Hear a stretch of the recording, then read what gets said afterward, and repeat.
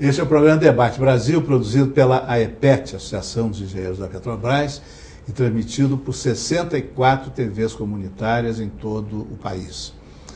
O programa de hoje é realizado em cooperação com o CORECOM, o Conselho Regional de Economia do Rio de Janeiro, dentro do projeto Pensando o Brasil, um ciclo de exposições, ora sob a forma de entrevistas, como hoje, ora sob a forma de palestras, com vistas à formulação dos fundamentos de uma política nacional de desenvolvimento para o nosso país. Nós vamos conversar hoje com o economista Luiz Mário Benken, que é membro do Comitê Social dos Jogos Pan-Americanos e que vai discutir conosco as consequências sociais desse evento que mobilizou não só o Rio de Janeiro, como mobilizou todo o país. Então, eu começaria lhe perguntando quais são as consequências sociais previsíveis ou já consumadas desse evento que encantou tanto o povo brasileiro como os Jogos Pan-Americanos. Olá, muito obrigado pela oportunidade de colocar aqui. Os Jogos Pan-Americanos, consequências sociais, é algo que a gente deve discutir muito e saber o que vai acontecer. Mas, de pronto, as previsões não são das melhores. A cidade do Rio de Janeiro, não vejo como, nem o Brasil, não vejo como vai ter um saldo muito positivo em função dos Jogos Pan-Americanos, infelizmente. As consequências seriam, então, negativas? Eu não posso dizer que são negativas, porque ainda estamos num momento que ainda não temos a capacidade de aferir essa responsabilidade. Mas tudo indica que as consequências sociais não haverá ganho. Não haverá ganho social? Não haverá ganho social. Pode ter havido ganho econômico? Pode ter havido ganho econômico para alguns, né? Certamente não foi para a maioria da população brasileira. Eu não tenho dúvida em afirmar que os Jogos Pan-Americanos contribuíram, mais uma vez, para a concentração de renda nesse país. Para a concentração de renda? Concentração de renda. De que forma? Da forma de que os Jogos Pan-Americanos, como qualquer mega evento esportivo, é um evento privado. É bom deixar bem claro de que é um evento privado, não é um evento público. Quando as três... Mas é um evento privado com um grande aporte de dinheiro público. Isso, aí é que está o fator que pode levar a essa concentração de renda. Justamente quando as três esferas de governo se envolvem na questão dos jogos, fazem vultosos investimentos de recursos públicos para o desenvolvimento dos jogos, e esse aporte de recursos públicos, o seu retorno vai ser feito para determinados segmentos empresariais, isso está favorecendo a concentração de renda. E quanto é que essas três instâncias de governo, o federal, o estadual e o municipal, quanto é que investiram no PAN? Fala-se, seriam 4 bilhões, é isso? Por aí. Isso já é a primeira dificuldade, está aí. A forma também do relacionamento entre poder público e sociedade é algo que ficou secundarizada e diminuída nos Jogos Pan-Americanos. Por quê? Porque nunca foi colocado de uma maneira clara, objetiva, do que seria feito, para que seria feito e quanto que custaria esse evento para a população. Não, sempre foi um jogo de empurra, uma forma de enrolação das autoridades, não sabendo exatamente quanto que vai gastar, quanto que vai ser feito, etc, etc. Nem o que vai ser feito. Será que a população carioca ou brasileira discutiria de uma forma tranquila antes de acontecer, isso foi uma oportunidade perdida, do porquê que vai se candidatar? Para início de conversa, interessa ao Rio de Janeiro a candidatura dele ao Jogo Pan-Americano? Eu não tenho dúvida que a população carioca responderia que sim. Eu acredito nisso, que queria. Mas a partir do momento que se envolvesse na sua escolha, ela também se envolveria na sua concepção. E dificilmente, se a população carioca brasileira se envolvesse na concepção de uns Jogos Pan-Americanos, ele não sairia do jeito que ele foi concebido. Bom, para os Jogos Pan-Americanos foi construído um belíssimo estádio, apelidado de Engenhão, que o nome oficial parece que é Estádio João Avelange, em homenagem ao ex-presidente da FIFA, né? O brasileiro João Avelange.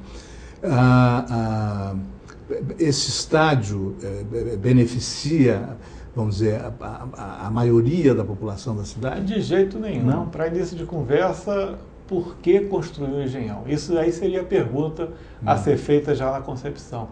É necessário para uma cidade do Rio de Janeiro, que já possui o Maracanã, que é um símbolo esportivo no mundo inteiro, a necessidade de uma outra construção de um outro estádio para futebol?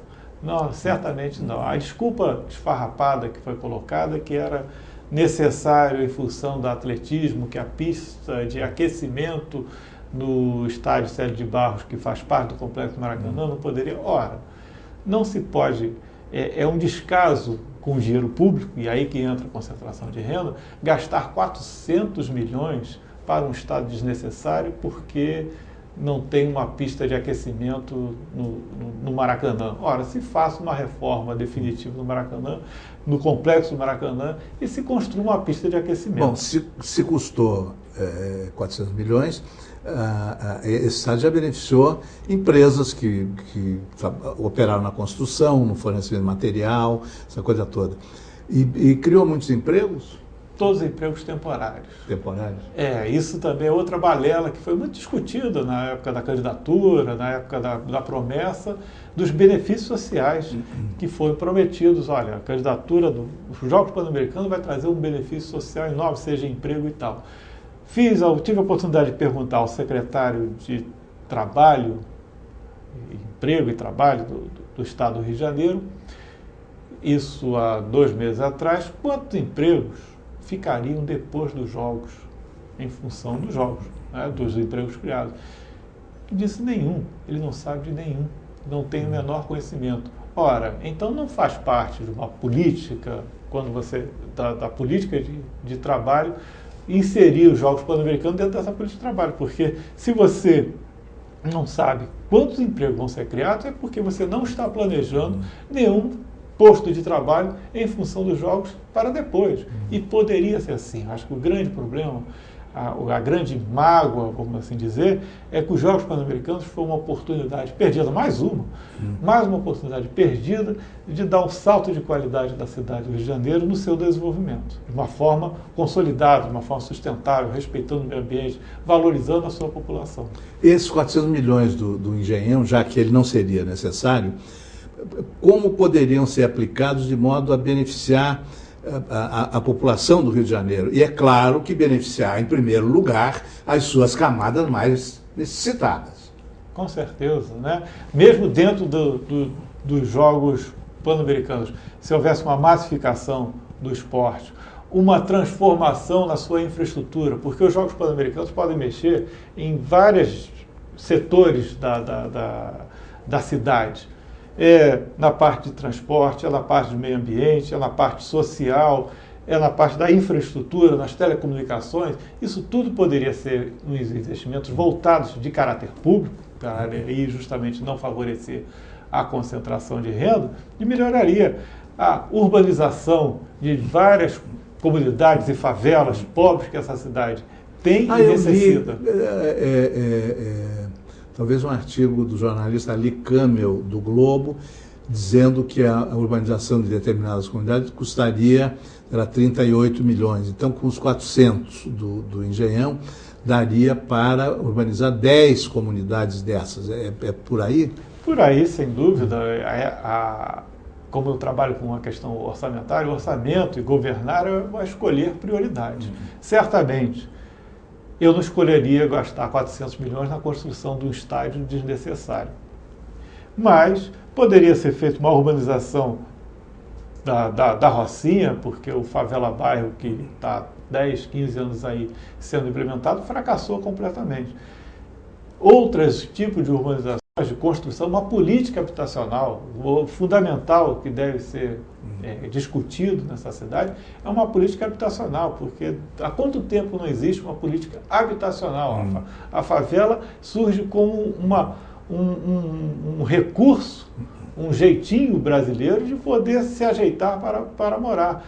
Mas a urbanização seja de favelas no encosto do morro, juntar com uma política habitacional, com acesso a transporte, com acesso à moradia, à educação, à saúde, e de facilitar com os serviços públicos à disposição, certamente essa cidade melhoraria. Mas foi construída a Vila do Pan para, no período dos Jogos, abrigar os atletas visitantes, que foram milhares, e esses milhares de apartamentos, não sei que destino eles terão agora que os Jogos terminaram. A Vila Pan-Americana é simbólico da forma como esses Jogos foram concebidos de favorecimento à iniciativa privada. Foi construída a Vila Pan-Americana num lugar privilegiado na geografia da cidade, da Barra da Tijuca, num lugar, num terreno privado, num terreno pantanoso, ou seja, de alto custo para as suas fundações, com dinheiro público, com dinheiro do trabalhador. Foi num terreno privado, mas com dinheiro público? Com dinheiro público. E que dinheiro? Do dinheiro do FAT, do Fundo de Amparo ao Trabalhador, através da Caixa Que é um dinheiro Econômica. Descontado da folha de salário, Isso. daqueles que ainda têm emprego. Exatamente. Seria interessante perguntar para os trabalhadores quantos desses que são descontados vão ter acesso àqueles apartamentos ali colocados. Porque aí é que entra a questão da concepção, que os três governos, né, se uniram para conceber que os Jogos Pan-Americanos eles são de interesse público por si só. Ora, não é assim. É bom lembrar que são um evento privado. Os Jogos Pan-Americanos são um evento privado. O interesse público deve ser colocado, mas a forma do engajamento desses três governos deve ser para favorecer a população e não favorecer segmentos empresariais. A Vila Pan-Americana foi um exemplo de favorecimento do segmento empresarial da construção civil e o benefício para a classe média alta, porque quem é que vai comprar um apartamento de mais de 120 mil a 400 mil que custa o apartamento lá? Nós vamos ter que fazer um intervalo, mas essa questão pede mais informações. Quer dizer, era um terreno privado, os edifícios, quer dizer, com milhares de apartamentos foram construídos com dinheiro público, dinheiro do Fundo de Amparo ao Trabalhador, né? Depois dos Jogos, essa é a pergunta que fica para depois do intervalo, esses apartamentos serão distribuídos entre famílias pobres do Rio de Janeiro? Até já.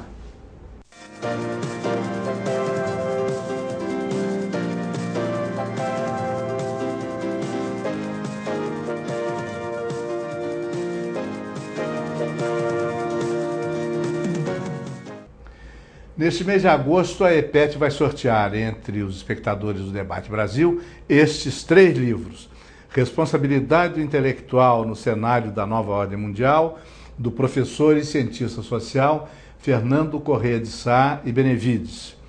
Também de Fernando Corrêa de Sá e Benevides, Por que as Forças Armadas? E afinal, Petrobras, um clarão na história, de Bautista Vidal e Gilberto Felisberto Vasconcelos. Inscreva-se nesse sorteio pelos endereços que vão aparecer agora na tela do seu televisor. Os livros de Luiz Antônio Aguiar, Machado e Juca e Dadá e Dazinha serão sorteados no programa de hoje. Participe!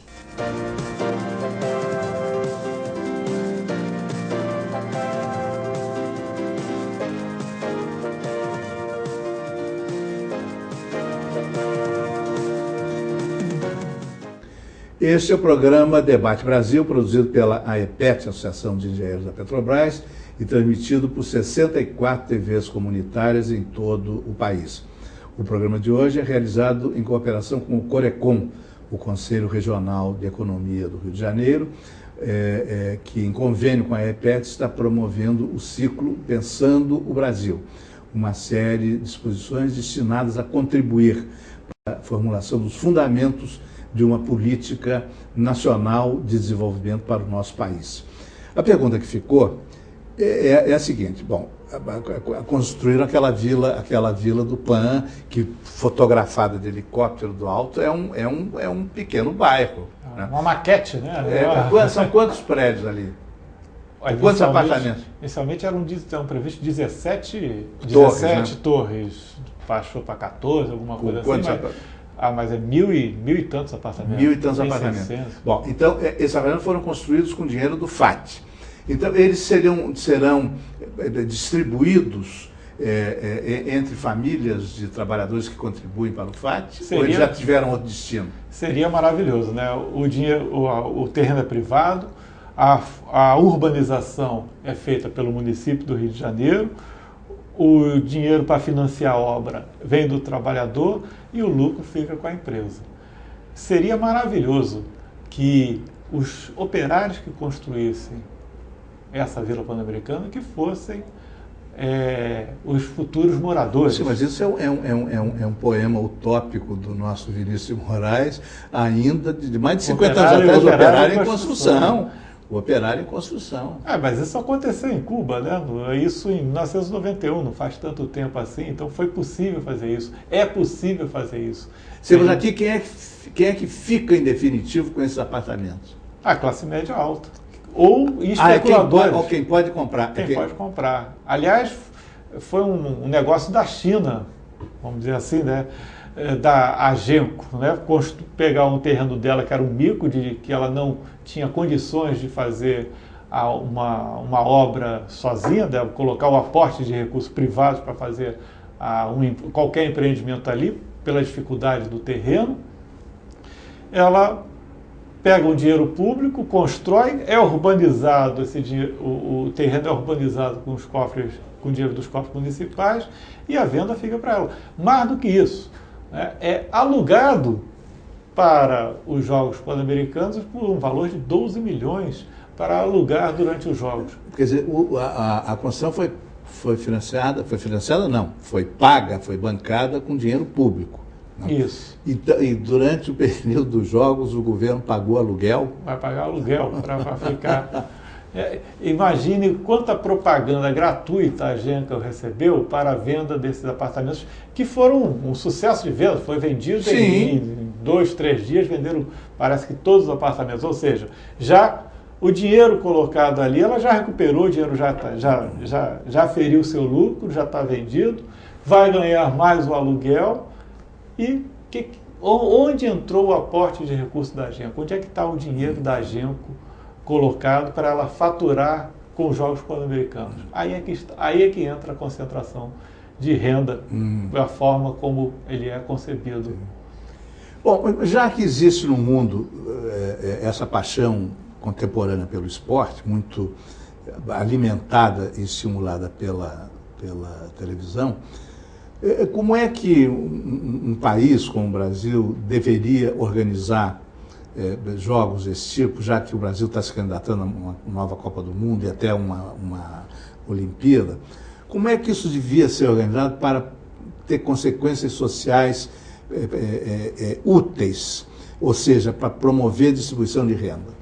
Todo esse mega evento, os jogos, já foi meio consolidado nesses dirigentes esportivos, que sabe que a realização dos jogos naquela comunidade gera um transtorno. Por quê? Porque é o deslocamento de pessoas, uma série de envolvimentos gera transtorno. Então, desde o início, qualquer cidade que se candidata a sediar é um pré-requisito que ele preveja uma compensação social por aquele transtorno que vai trazer para aquela população que vai ter a sua rotina alterada em função dos jogos.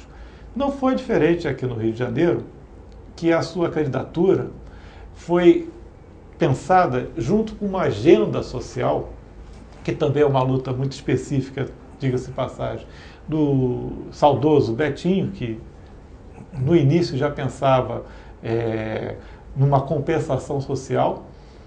Então a candidatura no Rio de Janeiro, por exemplo, do Jogos Pan-Americanos, foi pensada com uma agenda social que eram 43 itens para ser alcançados juntamente com os Jogos Pan-Americanos. Que em 2007 chegasse tantos por cento a menos de mortalidade infantil, o acesso aos prédios públicos para portadores de deficiência fossem feitas rampas fosse adaptado para o acesso. Toda essa agenda social que foi colocada lá no documento em que o Rio entregou para se candidatar aos Jogos Pan-Americanos e às Olimpíadas também, estavam previstas essas compensações sociais. Só que isso daí foi encarado pelos governos não como uma política de governo fundamental e vinculada aos Jogos. Uma vez escolhida a candidatura, o discurso da agenda, a priorização dessa agenda social foi completamente esquecida. Hoje ninguém mais, não há nenhum discurso de autoridade que cite o benefício que são dos Jogos Pan-Americanos vinculado a uma questão social. Fica no empírico. A concepção dos Jogos discutido para fazer ou sediar, o ideal, vamos dizer assim, a utopia, a nossa utopia, era antes de mais nada perguntar à população: queremos sediar uma Copa do Mundo? Queremos sediar uns Jogos Olímpicos? Uma vez perguntando, uma vez essa população se envolvendo, se engajando, discutindo e querendo essa realização desses Jogos, certamente muitos dos erros cometidos não seriam cometidos nesse futuro. O objetivo desse ciclo de exposições é pensar o Brasil, ou pensar um projeto nacional para o Brasil. Já que o esporte hoje é tão importante nas nossas sociedades, como é que seria uma política de estímulo ao esporte socialmente útil? Por exemplo, em vez de construir um estádio de 400 milhões, construir instalações esportivas nas escolas. Como é que, para começar um debate, por onde deveríamos pensar? Antes de mais nada, é deixar claro, sediar os jogos do mega evento esportivo, como os Jogos Pan-Americanos, os Jogos Olímpicos, Copa do Mundo, certamente favorece a motivação da economia, a mobilização da economia. Então, pelo aspecto econômico, é sempre muito bom qualquer país sediar um mega evento desse tamanho. A política esportiva que pode ser casada com essa candidatura. E aí, a massificação do esporte, certamente, que o esporte tem duas vertentes muito claras, né? Uma é a massificação para você, como fator social da sua população, a prática desportiva, e o outro é o esporte de alto rendimento, que é o do atleta que vai competir. Não são incompatíveis, pelo contrário, são complementares às duas políticas. Se você só favorece um, vai estar prejudicando o outro. Eu lembro que o João Saldanha, de quem eu tive o privilégio de ser colega no Globo, ele defendia a construção de campinhos de pelada, subúrbio, na Baixada. Ele dizia assim, os craques do futuro vão surgir lá. Né? Não é direto no Maracanã. A massificação seria mais ou menos isso? Com certeza. Uma massificação de instalações esportivas de uso público. Isso que é uma das nossas reivindicações. Que todas, por exemplo, seria uma norma que a gente tentou até colocar para esses Jogos Pan-Americanos, de que toda instalação feita em nome dos Jogos Pan-Americanos, que seu uso fosse público e gratuito. No aterro do Flamengo, no Rio de Janeiro, existem quadras de esporte, até de futebol, e é curioso a gente passar lá, às vezes de madrugada tem os jogos do campeonato de futebol dos garçons e trabalhadores de restaurantes, que saem do trabalho à meia-noite e vão disputar o seu campeonato a 1h da manhã. Né? Quer dizer, estão tendo acesso a um bem público. Exatamente, isso seria por aí. Mas, infelizmente, lá no aterro foi tentado exatamente o contrário. A Marina da Glória, que é um espaço público, foi tentado colocar uma garagem para barcos de luxo no meio da espelho d'água, prejudicando o meio ambiente daquela área. Mas para quê? Para favorecer a concessionária que está ali colocada. Felizmente, isso foi uma das nossas vitórias, o impedimento da construção de uma garagem de barcos de luxo que nada tinha a ver com os Jogos Pan-Americanos, mas que seria construída em seu nome. esses jogos teve essa tentativa de privatizar o espaço público. É justamente na linha contrária do que a gente defende, que o investimento público seja destinado ao público e não para favorecer a iniciativa privada. Já imaginou? A concepção dos jogos tinha uma garagem de 15 metros de altura no meio do espelho d'água da Baía de Guanabara para Parque de Luxo.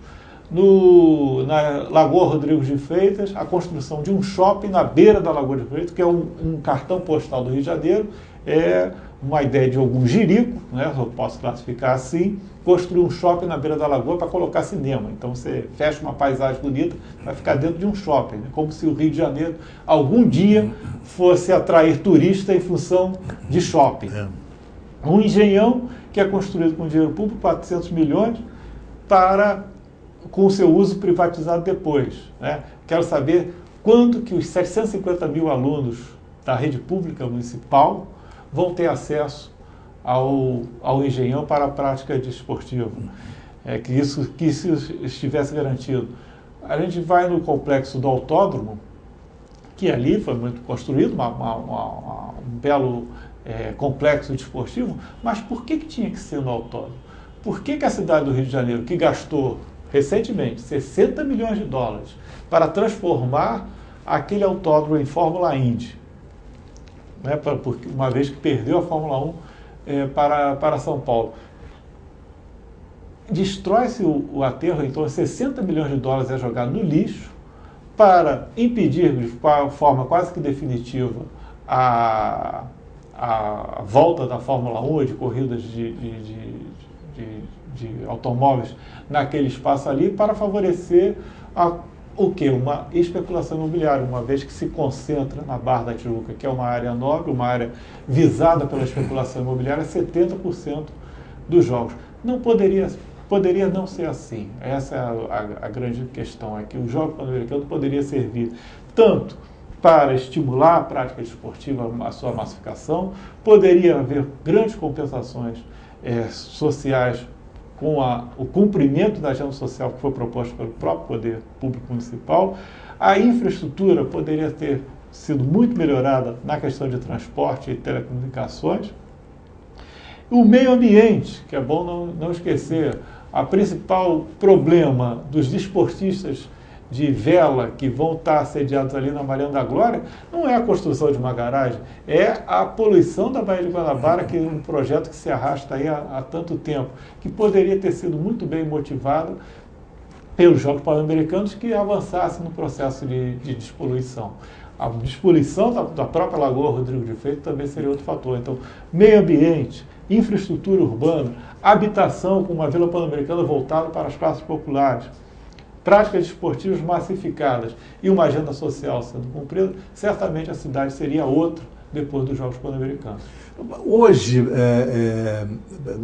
dos estudantes da rede pública, de ensino fundamental, ensino secundário, muitos têm acesso a instalações esportivas nas suas escolas? Não, infelizmente não. Até tem uma tentativa de construção das chamadas vilas olímpicas em algumas localidades, mas a concepção das vilas olímpicas foi um projeto que também já começou a dar água. Quem concebeu já não está mais lá, porque considera que houve muita ingerência política na construção e na sua utilização. Infelizmente, não há hoje uma política de massificação do esporte que pudesse levar, inclusive, a pensar atletas que fossem brilhar no alto rendimento. Infelizmente, não há essa política de esporte como um todo.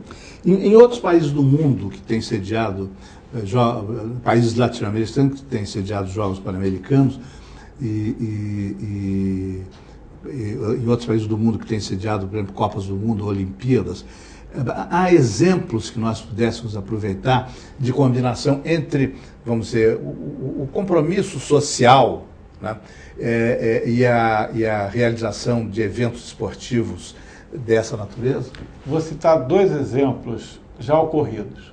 Cuba, em 1991, sediou os Jogos Pan-Americanos. A Vila Pan-Americana foi construída e os seus moradores, depois dos Jogos, foram exatamente os operários que construíram a Vila Pan-Americana.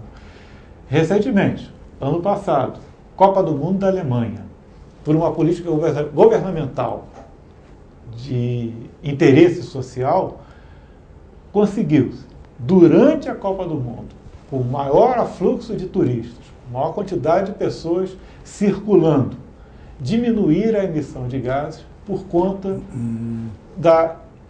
do incentivo ao transporte público.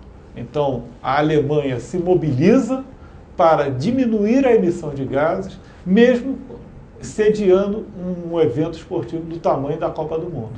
Isso é um exemplo de que uma política pública combinada com um mega evento esportivo pode trazer benefícios para todo mundo. A menos emissão de gases da Alemanha favoreceu o mundo inteiro, não só a própria Alemanha. Nós aqui estamos respirando um ar um pouquinho melhor. Né? Há tempo ainda para o Brasil fazer uma correção de rumos, né? Tanto com vistas a uma Olimpíada, uma Copa do Mundo, quanto sem ser em vista isso, né? Presume-se que o acesso ao esporte é bom para pessoas de todas as idades. Isso é um dogma da sociedade contemporânea. Que rumo o Brasil deveria tomar? Um projeto nacional novo para o Brasil, que fundamentos deveria ter? Bom, de antemão é aquilo que a gente já colocou. Deve envolver a sociedade tanto na sua escolha, na participação da candidatura, mas também no processo decisório do que vai ser feito. Se você envolve a sociedade numa discussão do que vamos, olha, queremos sediar a Olimpíada, quais são os melhores pontos para as instalações esportivas, que comunidades vão ser favorecidas, que práticas esportivas mais afeitas a determinadas comunidades vão ser localizadas. Isso aqui envolveria discussões sobre a despoluição de vários lugares, melhoria da infraestrutura, políticas habitacionais. Tudo isso seria bem feito, planejado e facilitaria, porque a própria empresas envolvidas na concepção dos jogos querem mais é que o evento dê sucesso. Aliás, a mídia, a grande mídia, muito nos boicotou, falando aqui em nome do Comitê Social do PAN, porque ela é parceira do próprio empreendimento privado. Então não pode criticar o estádio de remo porque vai trazer problemas para os jogos. Não é nada disso, né? Deveria haver uma discussão pública, se há dinheiro público, que haja uma discussão pública do que isso é feito. Certamente, sediar mega eventos esportivos é um benefício para o Brasil, é um benefício para o Rio de Janeiro, que tem uma vocação natural para a prática esportiva. A nossa geografia nos favorece, a forma de formação, a formação do carioca é de culto ao corpo e à saúde. Então, uma coisa está ligada à outra. Então, tem tudo a ver a prática esportiva junto com o desenvolvimento da cidade. Acho que é uma das vocações da cidade, tanto turística quanto desportiva. Isso poderia favorecer e muito a cidade. O salto de qualidade que os Jogos Pan-Americanos poderia levar em uma futura Olimpíada ou parte da Copa do Mundo aqui, favoreceria o desenvolvimento da cidade, desde que esteja envolvido a participação da sociedade na sua concepção. Obrigado. O programa de hoje prossegue com o nosso caderno de cultura Livros na Mesa, produzido e apresentado por Suzana Vargas, da Estação das Letras. Até já.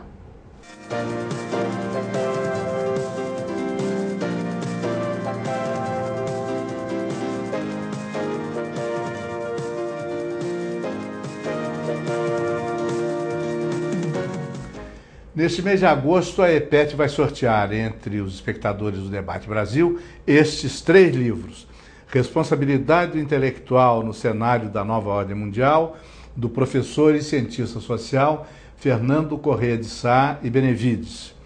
Também de Fernando Corrêa de Sá e Benevides, Por que as Forças Armadas? E afinal, Petrobras, um clarão na história, de Bautista Vidal e Gilberto Felisberto Vasconcelos. Inscreva-se nesse sorteio pelos endereços que vão aparecer agora na tela do seu televisor. o Livros na Mesa de hoje sorteia 3 livros de poemas de Afonso Henriques Neto. Restos, Estrelas e Fraturas, 50 poemas escolhidos pelo autor e Abismo com Violinos. Participe!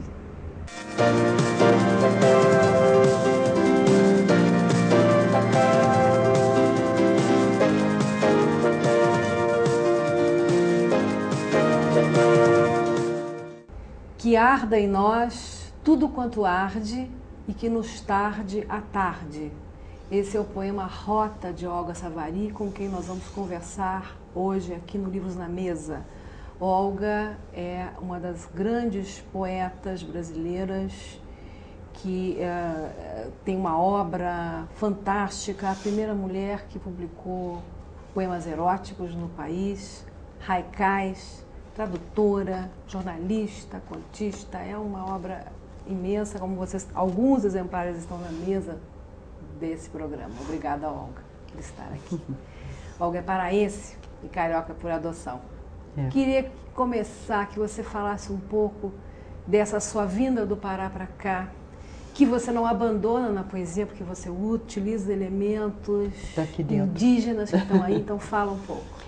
Olha, tem muita gente que a crítica sempre diz que eu sou um dos poetas, pelo menos dois ou talvez o mais brasileiro no momento, porque eu sou, enquanto todo mundo fica cantando a Grécia e a França e não sei mais o que, Estados Unidos e sei mais o que, eu fico cantando o Brasil.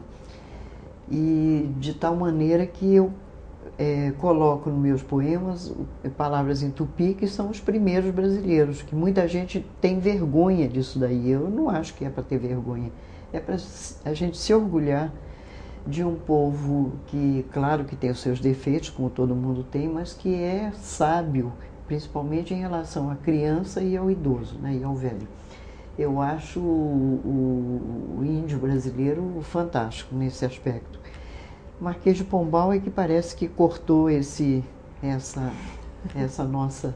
Porque até o século XVIII se falava o tupi junto com o português aqui no Brasil. Aí ele disse, vamos parar com isso, naturalmente por questões de poder, claro, de política, então acabou com isso. Agora, as palavras em tupi são lindíssimas, né? São muito bonitas, são muito... É por isso que eu gosto de São Paulo. São Paulo tem bairros inteiros com nomes em tupi, Anhangabaú, Pacaembu, essas coisas todas que tem lá. Ibirapuera, por exemplo, esses nomes todos vêm do índio brasileiro, do indígena, né? Que eu acho que é a nossa origem. Olga, e essa infância em Belém é que vai fazer com que você se sinta atraída, ou você ficou... Quanto tempo você fica em Belém e vem para o Rio? Olha, deixa eu contar como é que a coisa se passou. Eu nasci em Belém em 1933, estou com 74 anos de idade, não tenho o menor problema em dizer a idade, acho que é uma bobagem a pessoa, não é? Eu tenho 5 anos, 12 anos, isso. 15 não tem e tenho 200. O poeta não tem idade, não tem que ser chamado de senhor nem de senhora, ele é o poeta. Então eu nasci lá, saí de lá com 3 anos de idade, e fui morar, passei a infância, 7 anos da minha infância em Fortaleza, que aliás é maravilhosa também, Fortaleza do estado do Ceará. E depois é que eu vim com 9 anos para 10 anos de idade, fiz 10 anos aqui no Rio de Janeiro, vim para cá com 9 anos. Então todas essas cidades para mim são muito importantes, quer dizer, o Brasil para mim, eu sou apaixonada pelo Brasil, é pena que ele é tão mal dirigido. A terra é fantástica, o povo é fantástico, sou realmente apaixonada. Agora, por que eu saí de lá com 3 anos, de Belém do Pará, onde eu nasci? Porque meu pai, engenheiro russo, descendente de franceses, daí o Savari, meu pai era engenheiro eletricista, então ele era chamado a coordenar instalação de luz elétrica nas cidades de Norte e Nordeste. Uhum. Por essa razão, nós fomos parar do Pará em Fortaleza. Meu pai veio da Europa, por causa da guerra, e então ele ficou em Belém algum tempo, depois nos interiores, porque ele era, para onde ele fosse chamado, ele ia para justamente fazer essa coordenação de luz elétrica nas cidades. A terra da minha mãe, que é Monte Alegre, uma cidadezinha pequena na beira do Amazonas, tem luz elétrica, está lá o nome do meu pai registrado lá, Bruno Savary. Porque ele que instalou a luz elétrica lá, antes dele não tinha. Olga, e a poesia surge aonde? A poesia, Fortaleza, em Belém ou no Rio? Olha, Suzana, eu acho que a poesia acho que já nasce com a gente, sabe? Eu acho que, mal comparando, às vezes, eu acho horrível fazer essa comparação, mas é que nem uma corcunda, você nasceu com aquilo e é aquilo.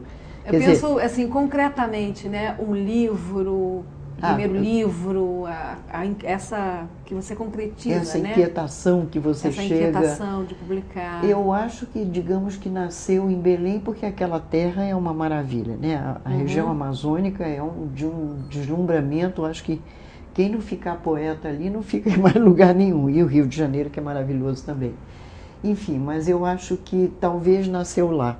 Acho que nasceu lá porque minha mãe dizia que eu, desde pequena, bem pequena, antes de ser alfabetizada, com 3, 4, 5 anos de idade e tudo, eu já falava poemas, ficava lá, falando baixinho os poemas e tudo, que até eu conto nessa entrevista aqui, que é a maior entrevista de uma revista lá do Rio Grande do Norte. Mais de 10 páginas. São, né? 16 páginas. 16 páginas. Eles só dão 2 páginas para cada autor. Muito bonita, ilustrada. Aqui tem linda. 16. Depois você mostra, se você achar que é o caso. É uma revista lá do Rio Grande do Norte, que é a terra do meu avô, o pai da minha mãe. Mas então, desde menina, eu já falava os poemas, né? Falava os poemas, mas em Fortaleza eu acho que isso ficou mais mágico ainda e se concretizou totalmente no Rio de Janeiro. Então eu devo também um pouco isso ao Rio de Janeiro. Quer dizer, eu acho que o Brasil, né? O Brasil, porque eu acho que o Brasil é muito propício para poeta, eu acho. Muita leitura de poesia na infância? E muita leitura. Meu pai me fazia ler muito, meu pai e minha mãe. Na família da minha mãe são todos escritores e jornalistas. Na família do meu pai também alguns. Tem até uma coisa interessante para contar. Surpreendentemente, eu sou brasileiríssima. Filha de russo, descendente de franceses e tal, mas surpreendentemente o lado do meu pai é aparentado com... são primos de Drummond, Murilo Mendes, pelo lado materno de Murilo Mendes, Monteiro de Barros, que é Murilo Monteiro de Barros Mendes, portanto também prima do Paulo Alberto Monteiro de Barros, o Arthur da Távola. E Aníbal Machado, Maria Clara Machado. Maria Clara Machado e a minha filha são parecidíssimas. Poderiam ser mãe e filha, coisa assim, né? De tão parecidos. Mas surpreendentemente pelo lado do Savary, devia ser pelo Nobre de Almeida da minha mãe, né? Porque minha mãe, ela tem parentesco com o Marlos Nobre, o compositor e maestro e tudo. E vários outros, Virgínio Santa Rosa e várias outros. Não sei se você conhece, tem uma escritora lá no Recife, que é ensaísta, Luzilá.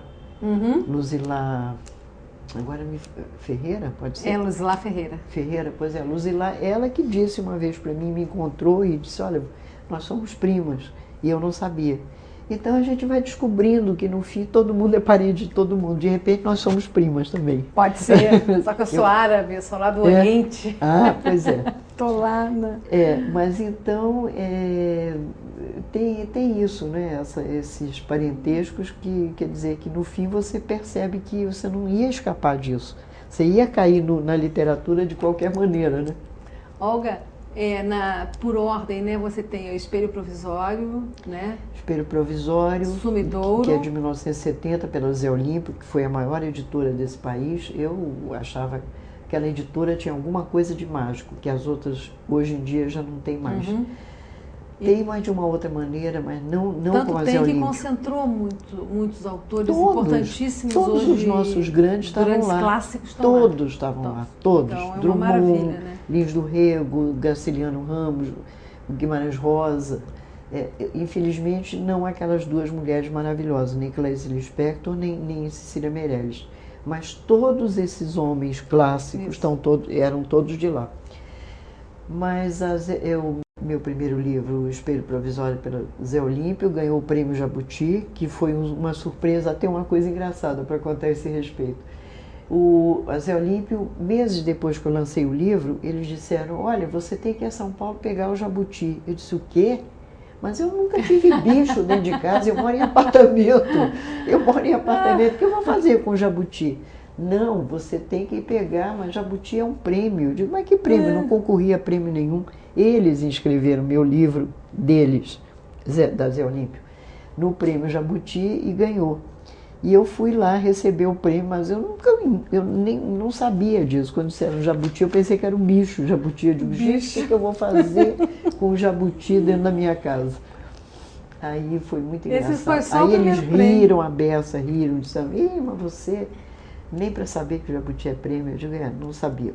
E depois você teve o APCA, depois né? eu tive com esse segundo, o Sumidouro ganhou o APCA.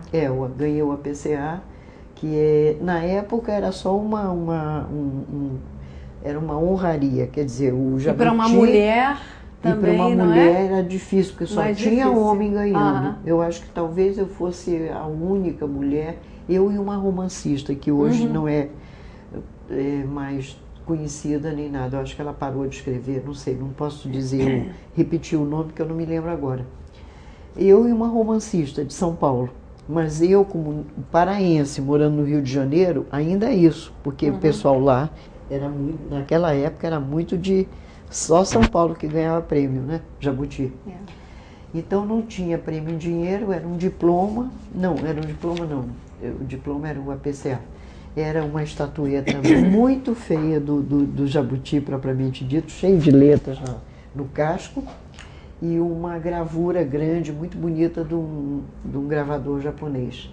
E um banquete fantástico que eles ofereceram lá no Terraço Itália, né? Aliás, é uma característica dos seus livros, né? É o cuidado gráfico. Porque eu tinha... Uma maravilha. Eu tenho a sorte de ter feito, acho que 9 livros com o Masao Ono, que era o maior, você conhece bem, que você tem um livro com ele também. Não sei se tem mais que um, eu sei de um. Só. Então, o Masao, ele era esmerado nessa coisa de escolher bons ilustradores e o cuidado gráfico com o livro, realmente ele era fantástico. Então, quase todos os meus livros têm ilustrações, que é uma coisa rara também. Não é? Nas editoras normais, ditas normais, não tem muito isso. Olga, você começa a publicar poesia erótica assim, muito antes de Magma. Seus poemas passam pelo erotismo, mas você concentra aqui. Acho que desde o primeiro, né? Desde o primeiro, quando eu comecei a prestar mais atenção, porque às vezes custa você tomar consciência das coisas. No começo você faz e não presta atenção. Mas depois, quando eu fiz Magma, que eu comecei a escrever Magma na década de 60, mas só foi publicado em 82. E que ganhou o prêmio da Academia Brasileira de Letras, menos um voto. De quem? Do padre, do Marcos Barbosa. Ele disse, não gostou. Não vou votar nesse livro de poesia erótica, que é muito elegante, não tem nada não tem nenhuma grosseria, nada, uma coisa assim mais explícita, não. Mas ele disse que por ser erótico ele não dava o voto dele. Foi unânime, menos um voto, que era o do padre. E poeta, né? Podia ter uma cabeça mais aberta, mas não. Eu disse que para esse livro ele não dava. Mas era um momento em que o erotismo não era moda. Não era moda. E nesse momento, quer dizer, um pouco depois, você lança a primeira antologia de poesia erótica. De poesia erótica, onde você também está. São 77 poetas, tem até uma coisa curiosa para dizer. O nosso queridíssimo, amado, idolatrado, salve, salve, Mário Quintana está lá. Aí eu pedi... Mário Quintana erótico. Aí eu disse, Mário, você me dá um poema erótico? Mas, Olga, eu nunca escrevi um poema erótico, então, dever de casa, faça. Fez. Eu tenho um poema erótico, o único que ele escreveu na vida, está lá no Carne Viva, né? É a primeira antologia de poesia erótica, que eu vou refazer agora, 20 e tantos anos depois. Olga, você é muita coisa, é um trabalho muito, quer dizer, extenso em todas as áreas, eu penso assim, quer dizer, no jornalismo, como organizadora de antologias. Você foi a Mulher do Ano em 75. né? Em 75 pelo jornal Globo. Do Rio de Janeiro Em e 96 em São Paulo, por São pela Paulo, né? Departamento de Cultura e Bibliotecas de São Paulo. Foi Isso. duas entidades de São Paulo. Agora, para E quem... em 2001 por uma entidade internacional ligada com a Unesco, que é uma entidade japonesa chamada Soka Gakkai, que tem a sede aqui a sede é em São Paulo, mas no Brasil é em São Paulo, mas aqui no Rio, e foi a festa mais bonita que eu já participei na minha vida, que eles me homenagearam, foi lindíssimo, uma coisa, 1000 pessoas.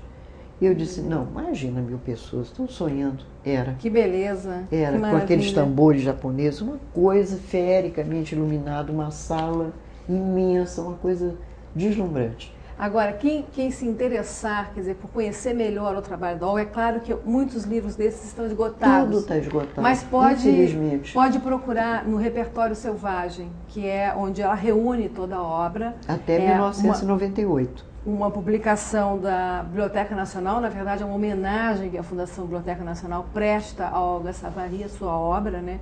Então quem se interessar pode buscar, né, Biblioteca Nacional, Multimais Editorial. E nós estamos no final já do programa e eu queria te pedir que finalizasse esse encontro lendo uns 2 poemas para nós. Tá Pode ser? Tá certo. Eu vou até fazer o seguinte, eu podia ler um desse livro, e um que é o daqui, Berço Esplêndido, do repertório. e um daí. Ótimo, tá aqui, esse está marcadinho, né? Deixa eu ver aqui, até marquei, porque eu sei que tudo é curto, né? O tempo é curto para tudo.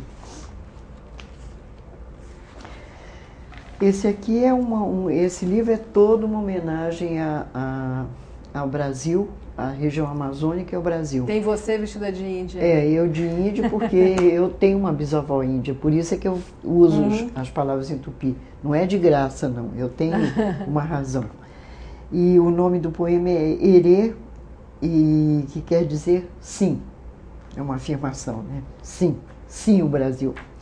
Eu sou aquela que ama os lugares de pedra, os esquecidos tanques de lodo e musgo, piscinas ancestrais com folhas no fundo, como se fossem peixes brasileiros, mais a chuva rodeando a casa. Eu sou aquela que ama as pedras brutas, não lapidadas quartzo e lápis lazuli, tudo enfim que lembra musgo e pedra, a me lembrar o que te denomina Brasil. Tudo. E como o tempo é curto, ou eu diria um outro... Esse aqui é um poema que eu consegui colocar as palavras em tupi dentro do poema, que é uma coisa dificílima. Em geral você põe no título, mas não dentro. Esse é o Mirauiu, que quer dizer gente de flecha, índio. Então as palavras estranhas são em tupi, mas eu explico. E andara em tupi é meio-dia. E a Sissuaçu é lua cheia, ou, como eles dizem, lua do rosto grande. E a Cipireira, lua minguante ou casca de lua. O que prosaicamente diremos chove, para eles, ó Kir Amana, que é igual desabam as nuvens. Tanta poesia assim não me é difícil amar o índio, dono da terra, água. Ainda mais eu, que não sei meu nome. Maravilha, Olga. Obrigada por estar aqui conosco com a sua poesia. Poesia importante para a literatura brasileira. E vamos esperar um novo livro para você voltar aqui. Para que as pessoas também tenham acesso, né? Porque quando as pessoas sabem, dizem, eu gostaria tanto, mas está tudo esgotado. Mas vem coisa por aí. Vem coisa por aí. Tem 8 livros para vir por aí. E procure no o Repertório Selvagem, com certeza nas bibliotecas. Na Biblioteca Nacional tem. Biblioteca Nacional. Na Biblioteca Nacional tem esse livro aqui. Quer dizer, acho que todos os meus livros estão lá. Ótimo. Olga, obrigada. Essa foi Olga Savary e sua poesia para o Livros na Mesa.